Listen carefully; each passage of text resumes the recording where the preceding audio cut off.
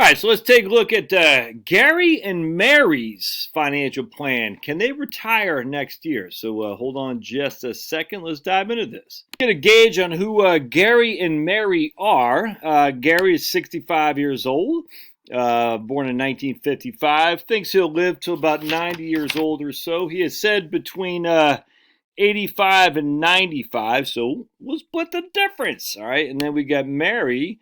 Again, between 85 and 90, so we'll just say 90 for her as well.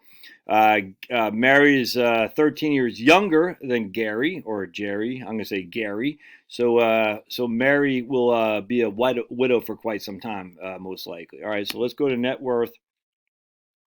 They got savings and checking totaling what, 120. All right, they got a loan on this place? I thought they did not. I thought their house was debt free. Hold on just a second. Did I miss? Let me pause real quick. I think I got to delete that. They had no mortgage, though it was debt free. And this is one of the things I'm going to do when I'm going to change this this structure around a little bit. When I do this next time, the $200 thing.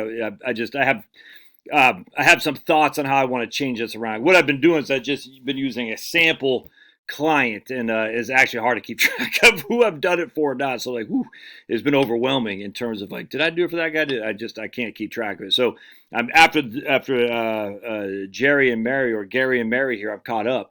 But I got to think about how I want to do this a little bit more efficiently going forward. So that way I don't it'll just be easier, frankly. So stay tuned, because I have a good idea on how I want to do this. What my initial. Let's just finish up with Gerry and Mary, and we'll go into my thinking here in just a sec. All right, so let's go into that. All right, so they got a property which was $430,000. Yep, and they bought in for $290. All right, so they live in Illinois, so pretty significant property tax. Annual insurance is $2,500. So that looks pretty good. All right, cool. So we got that. All right, and they don't own any home. They don't owe anything on it, which is fantastic. They got no debt, says Gerry. No debt at all. He has a couple term life insurance, which are going to go away, I think, here pretty soon. Yeah. He wants to. All right. So then let's go into this. So we'll go into goals next. He's got 3 beautiful daughters.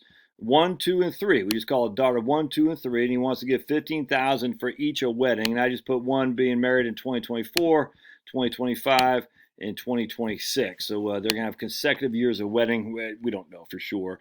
Looks like they've already put their colleges paid for the girls, which is good.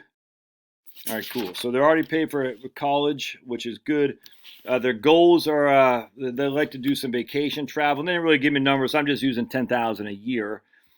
They want to buy a car twice over the next, every now and again. So I put buying a $30,000 car every 10 years. But I'm not sure how this is going to flow into the cash flow. So we'll see here in just a second. But anyway, so they want to buy a car every now and again. Now, they are talking about downsizing. In terms of they're talking about relocating from Illinois. They didn't say where or when, so I'm just going to leave it in there. But just remember, guys, that you do have net worth in your home, or equity of your home, of $400,000. So you can buy a nice little place in Tennessee and North Georgia. I mean, all kinds of places, man, without having to take on any debt for sure, and bank some money too. Gerry is an independent contractor. Let's actually go back to goals in just a second. Let's go to healthcare costs. So as always, I say, if they do take Medicare, or if they do take health insurance before Medicare, we're going to make it pretty significant. Basically $1,500 a month. Well, that's not going to be an issue for Gerry, because he's already 65. Now that will be an issue most likely for Mary. As it goes, yeah, because she's only 52. So I'm saying she'll have $9,000 a year in healthcare cost, where Gerry will be on Medicare, Part B, Part D, and a supplemental policy. All right, so good. So let's go back to goals. Retirement expenses, they think about $4,500 a month. They would like to obviously do some travel, and to talk about relocating at some point. I can't remember what we said about long-term care insurance. They don't have any, I believe. And so because of that, we're just going to have to self-finance. If they have any long-term care needs, it's going to be self-insured, which, look, I can no qualm with that. So just always remember, that's the way you should do. I don't mean you should not buy long-term care insurance. I'm just saying, if you don't have long-term care insurance, just assume it's going to be self-insured. That thus is going to come out of whatever assets you have in your portfolio at your death, or not your death, at the time you need to go to a place, or your the selling of your home. All right. Let's see what else. Vacation, travel, car, weddings. Yep, there we go. Looks good. All right. So now they have expenses while they're working. They're spending about $6,000 of. They're spending between $6,800 and $7,000 a month, but that does include $1,000 a month in savings. So we reduce that because the software already adjusts for that. They do some charitable giving at $300 a month, which I'll keep for the rest of their. So he's got. I'm not sure. So are they giving? They give gifts $300 a month, and then charitable giving $200. Maybe we increase that to $500. It looks like. So they have gifts at $200. Gifts at $300 a month, and charitable at $200 a month. So I'm not exactly sure what that is. So we'll just increase that to $500. We'll keep that, I think, until Gerry dies, or Gerry. All right, gotcha. All right, let's see what else we got here. Yeah, they want to buy 2 cars and trucks over the next couple during their retirement. Can't see. Okay. Okay. I'm having a hard time. His handwriting is like mine. Would make my wife cringe, actually. But that's okay. Let's see. Let's go to income. So now Mary's making $24,000 a year. Gerry's making $120. All right. And he's got Social Security at $26.10. That'll be based on his full retirement age. He plans on taking it at 70 potentially. We'll see. Mary would just use a simple estimate, so most likely it's going to be half of Gerry's. All right, now Gerry does get a pension of about $13,000 a year with a 15% survivor benefit, a small survivor benefit, wasn't much. And then he has a 3-year business payout. So when he's an independent contractor with some equity built up in his business, they're going to pay him essentially $66,000 for 3 years when he retires. I'm just using it as interest income. He didn't say if it's going to be self-employment income or not. I'm assuming it's not, so we're just going to say it's essentially like a ordinary interest, but without a self-employment tax. All right, that looks pretty good. Good. All right, fantastic. Savings are maxing out their 401k, and then Mary is putting in $2,000 a year to Roth. And again, I'm just having them both retire next year. I can't remember if I said that or not. Both retire in January 2021. Their retirement monthly expenses will drop from $6,000 a month to $4,500 a month. All right, that looks pretty good. That looks good. Now we're going to go to net worth. We skip by stocks. All right, so Gerry, I don't know how to pronounce that. It's about $36,000 in a Roth. They have a taxable account about $645,000 in. I wasn't sure the cost basis, so I'm just using these numbers here. And it looked like it's about 50. Is heavy on bonds, about 49% bonds, 41% in stocks, and the rest in cash. That's what I'm assuming. But anyway, I don't know if that's spot on, but it seems pretty close. And I don't know what the cost basis is. And it's a joint account. Then Gary's got an IRA, or Gerry. Again, I'm kind of messing this up here a little bit. This is one of the issues why I got to do it differently next time, because I'm having a hard time keeping track of the names of everybody. But once we get you on your own path, it'll be better next time for sure. Anyway, so he's got an IRA. He's got a couple different IRAs. We're just consolidating to one account.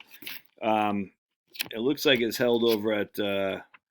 Actually, I'm not sure where it's held. Is it Vanguard? I'm not sure. But anyway, so I'm just using. It's 10%, but 9% cash.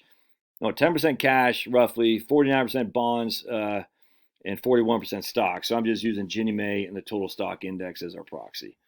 Mary's got a 403B, and I'm using a 70-30 portfolio, 70 stocks, 30% bonds. Yes, that's right. It seems. Oh, wait. So she's got 270. Hold on a second. 270 times 0.7. Yeah, 180. That seems low. 189. We'll say 190. You can hear my son out there yelling, like screaming bloody murder, because he's still staying at home, quarantine.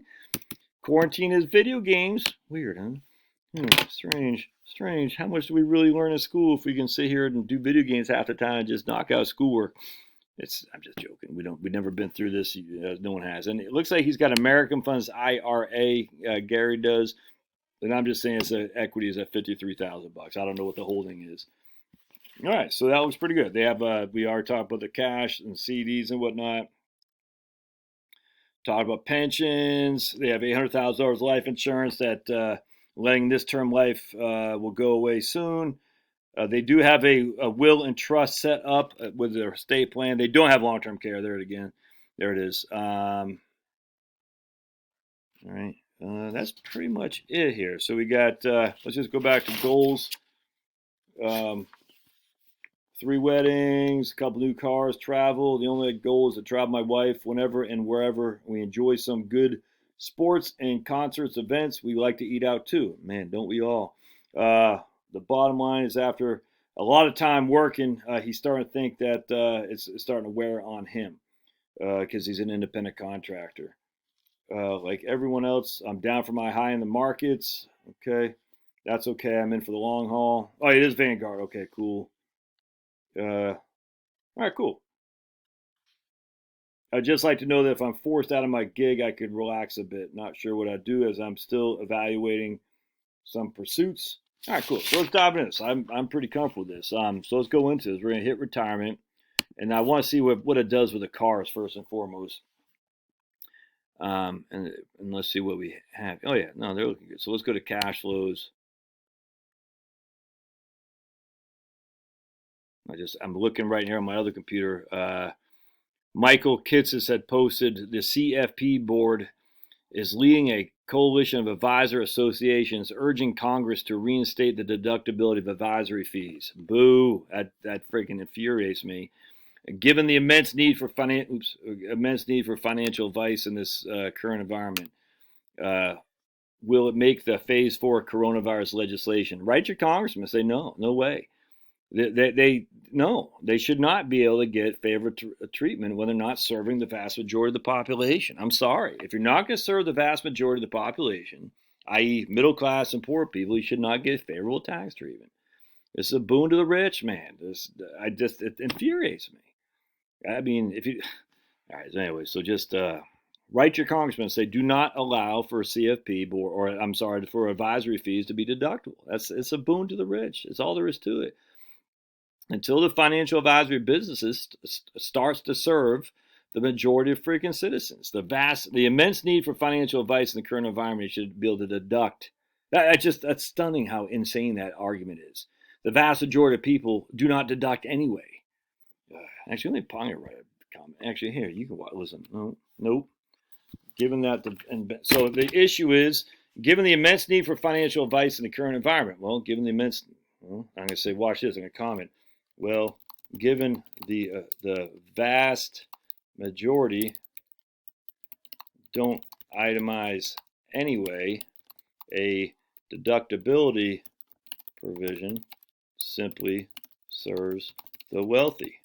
So I say no. Don't include this. All right, there you go. Stunning how many people are going to push back on that. I can't wait. So bring them on. All right, so let's go, my man. Let's see where he's got goals here. So it looks like that's a car goal right there. Other goals right there, car. All right, only got one car there. So we got, okay, so good. So we got a car in 2025. Let's do, I'll tell you what, hold on just a second. And we're going to go back to profile. Goals.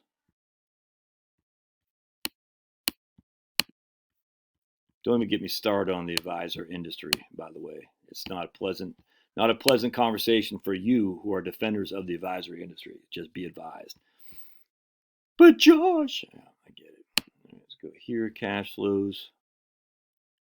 But Josh, the vast majority of the immense need for financial advice. Yeah, okay. Well, you should have been talking about that before. Oh, boy. There's only one car there. Did I only do one time? All right, hold on a second. Let's go back to profile. Every 10 years. Okay, gotcha. So let's do this. Let's do every 5 years. That's what we want. There we go. Let's stop there. Now we'll give them two, maybe do 35,000. I'll give them two brand spanking new shiny cars. And, you know, don't forget, Gerry is 65. So while we expect him to have a long life, when he's 80 years old, he's probably not going to be all that concerned with driving that brand new freaking Porsche. You know, a good old Honda Accord. We'll probably do him just fine, but I don't know old Gerry, so who knows. But anyway, so I'm saying 35,000. They need 2 new cars. And let's just make sure we got goals. Looks like, yep, all right, cool.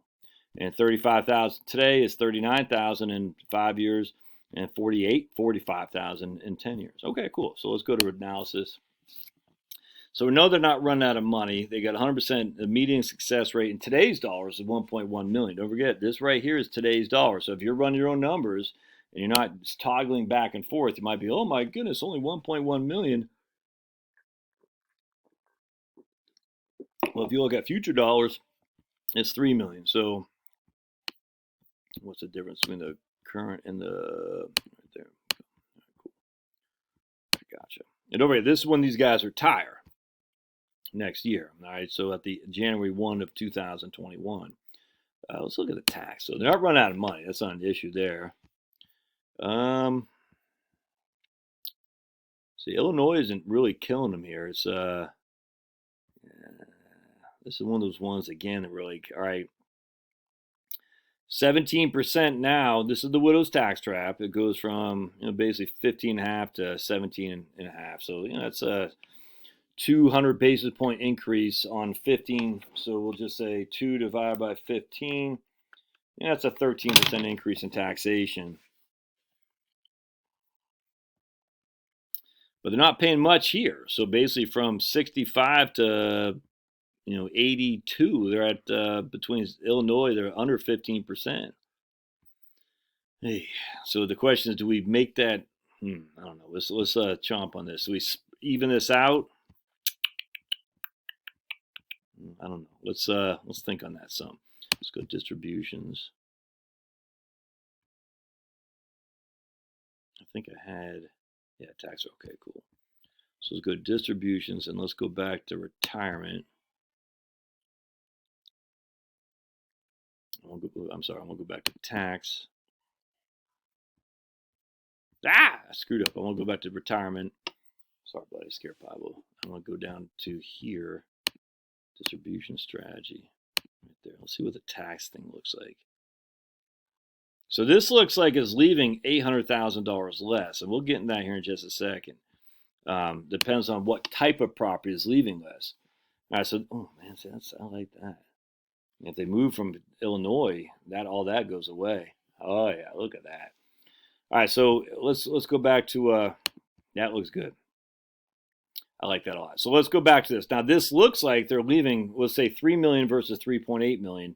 So the question is, when we go to cash flows, what is the asset that is being left? And remember, this cash flow is a little bit different there. Here is based on the Monte Carlo. The cash flow is just based on linear rates of return. So they're not going to be exactly the same. And also, this is in the future, where the other one was inflated dollars, or today's dollars. But anyway, just for simplicity, we're going to go down. Oops, we're going to go up to here, and we're going to say their accounts. What kind of account are they leaving, and to whom? It's a proposed plan. So proposed plan, they're leaving $4 million in a taxable account, which is tax-free to his daughters and grandchildren. $231,000 in Roth, which is tax-free to his daughters and grandchildren. So do I got my pen? Yeah. So here they're leaving 4.3 million tax-free. All right, so 4.3 million tax-free.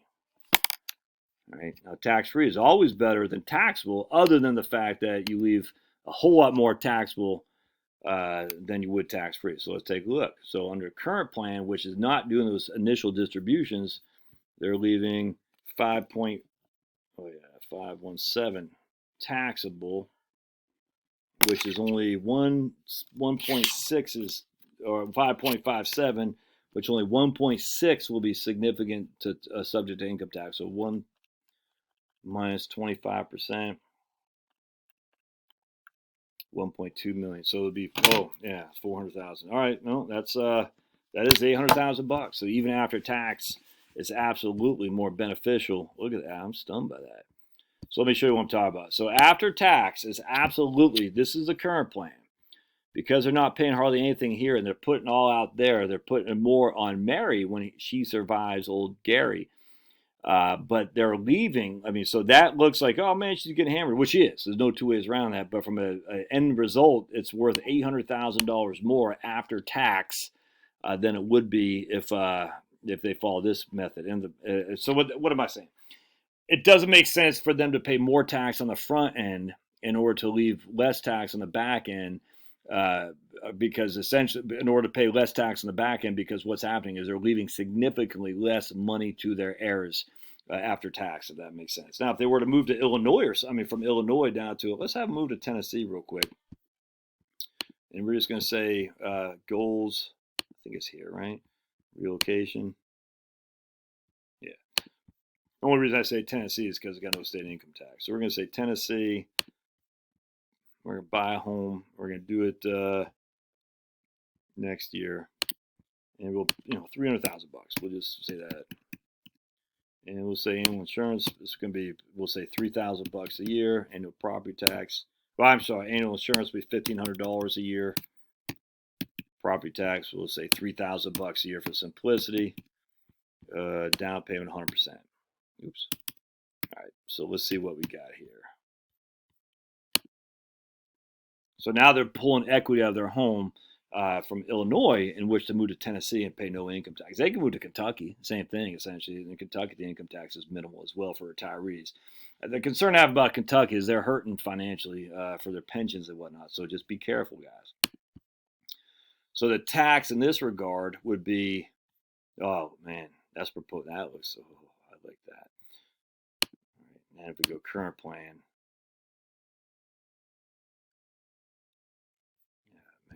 You got to get out of that state, dudes.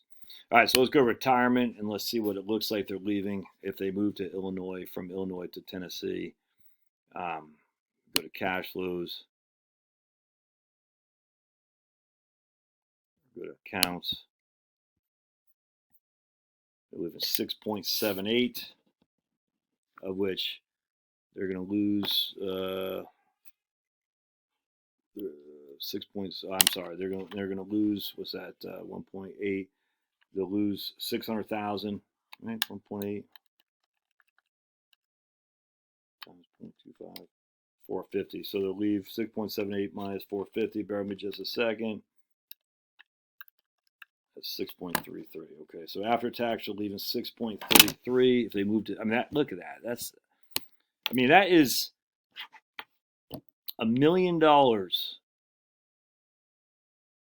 more just by moving. That's crazy. Now, one of the reasons because they're pulling equity out of their home, and that is being invested for sure. But man, dude, that's what is that current plan? Yes, current plan. Let's go to proposed plan.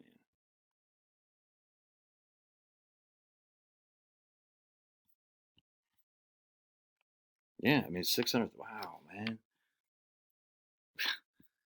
that's freaking nuts. $600,000. $600,000. So after tax, by paying as little tax as they can up front, is going to net them $600,000 more after tax money when they die to their kids. That's crazy. Every situation is different, my friends. I did for the other two folks last 2 nights ago. And I said, if they convert, they're going to save $700,000. They're going to net worth could be worth $700,000 more. Oh man, these clear things from Walmart. They got aspartame. Some people are anti-aspartame. I haven't seen any evidence that says aspartame is bad. I've seen some studies that say aspartame is bad. I've seen other studies that say it's not, so I don't know. But anyway, this has sugar-free, so it's got aspartame, but I'm not convinced that aspartame is bad. Let's just put it that way. All right, so the issue that comes here is if they... All right, so let's go back to not having them relocate. Just let's get rid of this one. All right. I just want to kind of run that. So let's go back to retirement cash flows.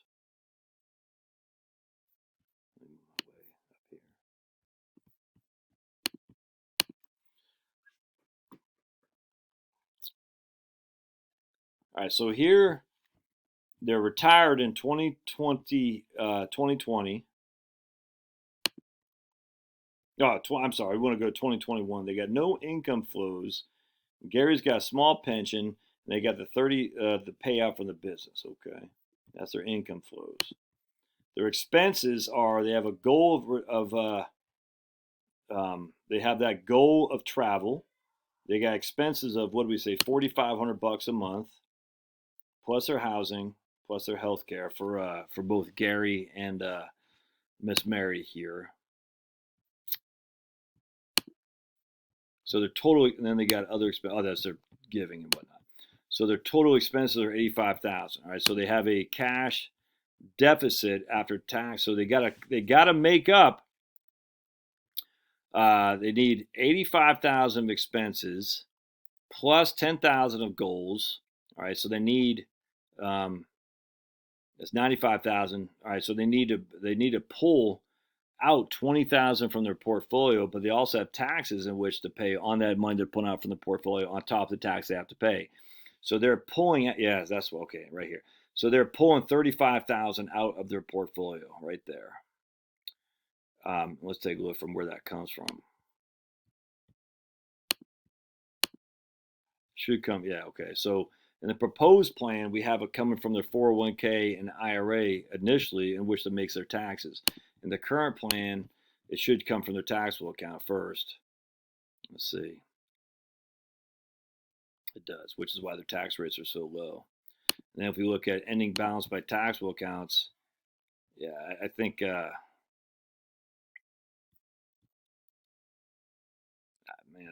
that's the way to do it, folks. Man, I am stunned by. All right, let's go. I've never seen this Medicare one. Okay, it's just I haven't seen this being changed much. Anyway, let's go to analysis again. I want to go to cash flows.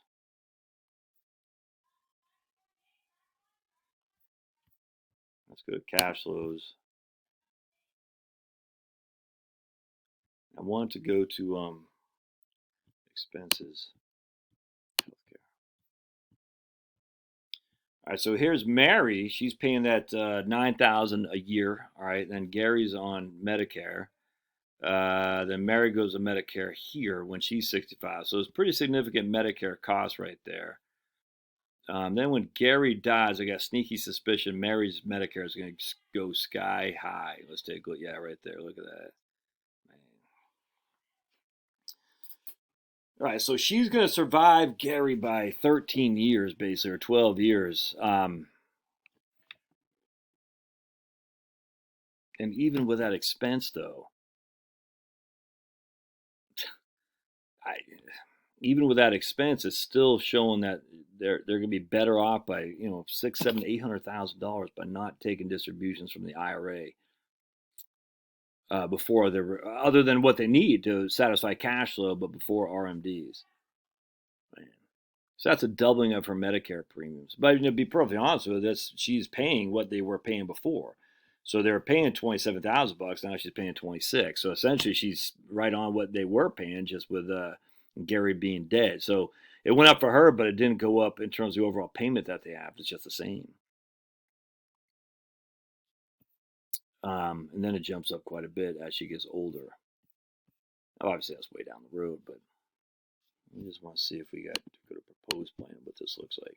So we go to proposed plans when she took out when they took out IRA money on top of in order to live on top, instead of taking taxable accounts when they first retired, if that makes sense.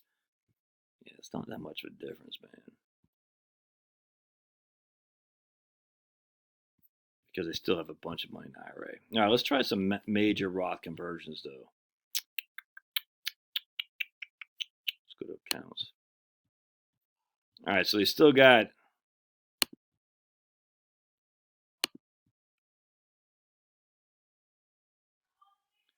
So let's do this. Let's have them doing Roth conversions significantly until 2027. So how much do they got in IRAs? And let's see. Okay, so that's Mary's 403B. Okay, so all right, start with that. 403B, she got 283,000 in her 403B. Let's start with that. Go to profile, go to income, distribution, Mary's Roth conversions. So she has, so 283,000, we'll just say 300,000 for simplicity, divide by 7 years. We'll do 45,000 a year. Let's see what that looks like. We're going to start next year. We'll just do it until it's all done.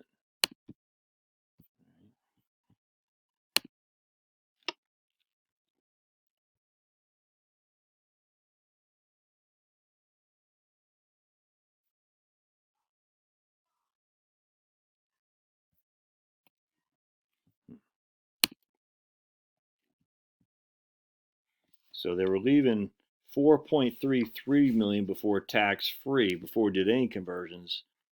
Let's go to current.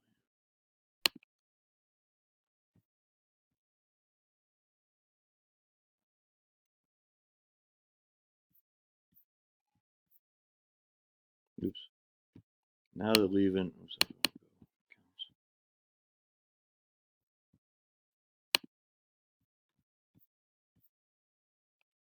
Ooh.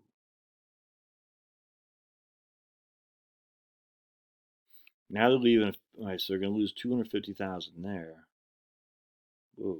Right, so, whoa, that's a big deal. So Mary, 45K conversions, 403B. That's without. Okay, gotcha. 5.722 minus 1.121 IRA, which is, we'll say 300,000 bucks. So that's gonna be 5.45 million tax free. Whoa! Now what if they're taking money out in advance on top of the Roth conversions? I don't think that's gonna be the way to go. So let's see.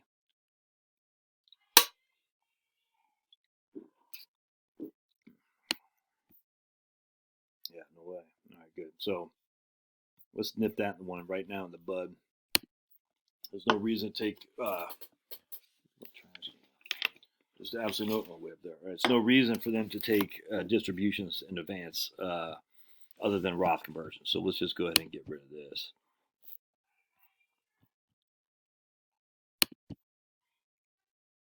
All right. Well, no. What we'll do is we'll just get rid of the proposed plan. That's what we'll do. All right. So proposed plan. Nope. We'll say niet to that. I wish there was a way in here you could make this change to Roth conversions and add a thing here. I don't think you can. All right. Anyway, so let's. That's a big one, man. That's a big deal.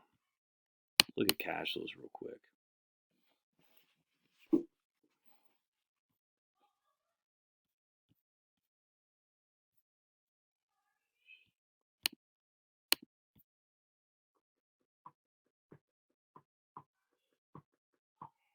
So the taxes are still high because they're doing the Roth conversions.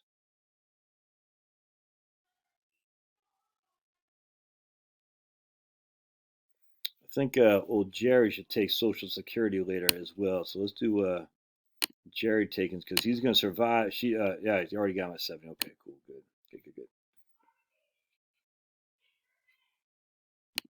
Here, my boy. They are social interacting online with Minecraft. I think it's Minecraft. Social Security. What kind of Social Security does Mary get? Right there. All right, so she's getting half a. All right. No reason for her to take a 70. So let's have Mary getting Social Security at 60, at her full retirement age, 67. All right, no reason for her to take it at 70.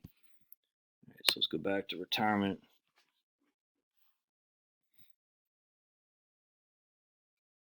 Yeah, that's much better. All right.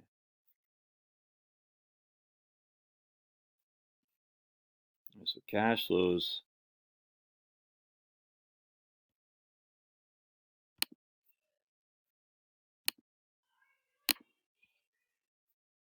Okay, so there's her 401k distributions right there. So 2029, let's have old Gerry starting to do IRA distributions. 2029, we'll have Gerry do IRA conversions.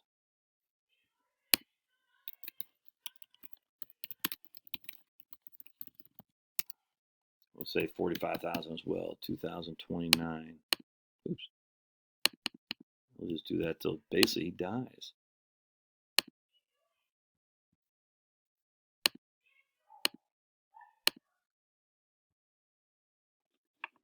Hey, buddy, keep it down. So let's see what that looks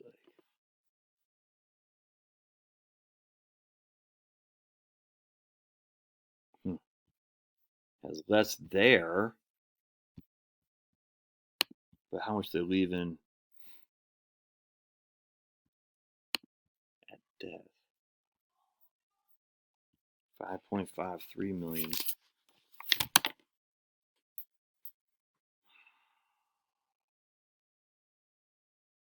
With 572,000 in IRA. So let's take 5.53 million. Then Gerry, 45K IRA conversions.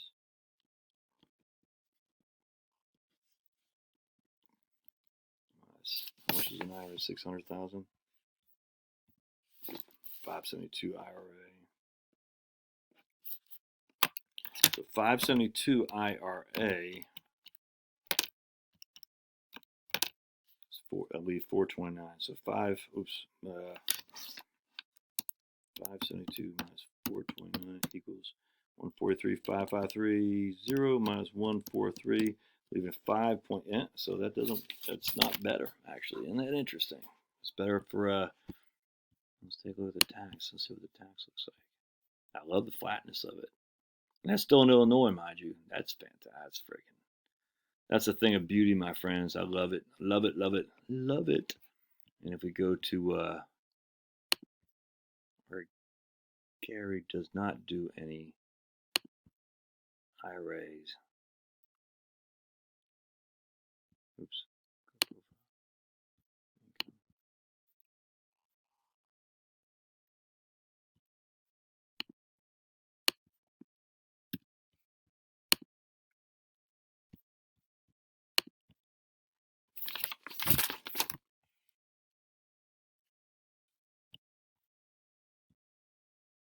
I kind of like this one better because we're still keeping it under the the federal tax is still under 20% for Mary, but she's freaking what 88 years old at this point. I mean, I hate to say who cares, but really who cares?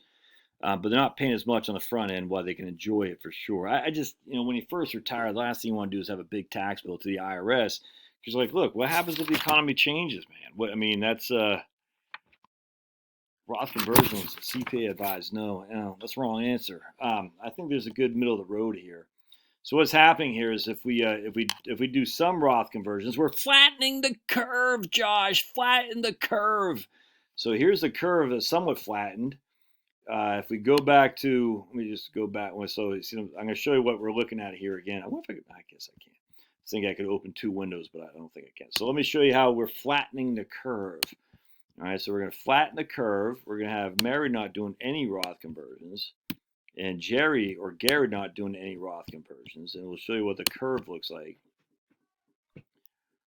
See, that's not a flat curve. And then we're up here at 19.3. All right, 19.3. We don't want that. That's what, at 100 years old, 19.4. All right, so we don't like that because we want to flatten the curve. Flatten the curve. Share the load, Frodo. Share the load. All right, so we're going to flatten the curve with Mary's Roth conversions. Oops, 45,000. Oops, and watch this. Share the load. Flatten the curve. We're going to go to tax. And oh yeah, definitely flatten the curve. So at 100, it was like 19. Yeah, so there you go. There's a 20%, probably 25% less, if you will. No, not 25%. 15%, something like that. Anyways, less for sure. But if we really want to flatten the curve, then we go to add Old Gerry doing Roth conversions too, 45,000 a year.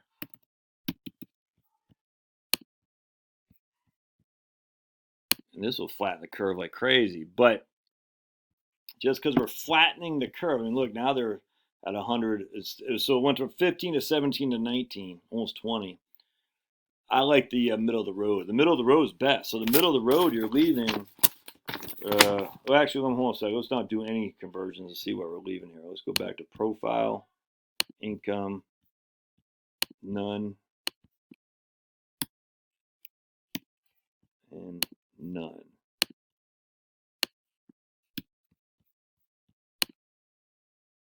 All right, so middle of the road, we're leaving. So it's 5.45 million in future dollars, tax free or after tax. 5.38 in future dollars after tax. And here's going to be how much we leave into the kiddos accounts. It's 5.63 million, but 1.8 is taxable, which is 1.8 divided by 25%. Oops, 1.8. That's 450. So 563 minus 450 is 5.2 million. All right. So what's happening here is we're leaving basically 5.45 million after tax to kids, 5.38 million after tax to kids, or 5.2 million after tax to kids, depending on the level of Roth conversions that you do, if that makes sense. And just let me show you something else here. I mean, we're not using a significant rate of return either, by the way. We're only having a 45-55 portfolio between cash, stocks, and bonds. So that's not an extraordinary high rate of return. It's only 4.9%. So, I mean, that's just not that big deal. If we go to holdings, we can see that go to tax-free. We don't want any bonds in your Roth. If so, any conversions that you guys do, we don't want any bonds in there whatsoever, none. Your tax deferred should be where the primary bonds are, and you got a bunch of bonds in your IRA, Gerry, so that's fine. I got no qualm with that at all. Your taxable accounts actually should be more aggressive, in my opinion, simply because this right here is paying you interest income. We don't need that. So I'd rather have your taxable account all total stock index. And you can, here's what I do. I'd move this right here. I got no problem with cash.